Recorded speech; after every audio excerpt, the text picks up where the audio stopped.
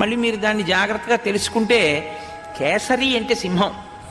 ఒకానొకప్పుడు శంఖము శబళ అని పేరు కలిగినటువంటి 2 ఏనుగులు ఉండేవి. అవి భరద్వాజ మహర్షి యొక్క ఆశ్రమ ప్రాంతంలో ఋషుల్ని చాలా ఇబ్బంది పెట్టి రాత్రికి రాత్రి వచ్చి ఆశ్రమాల మీద పడి ఆశ్రమాలని ధ్వంసం చేస్తుండేవి.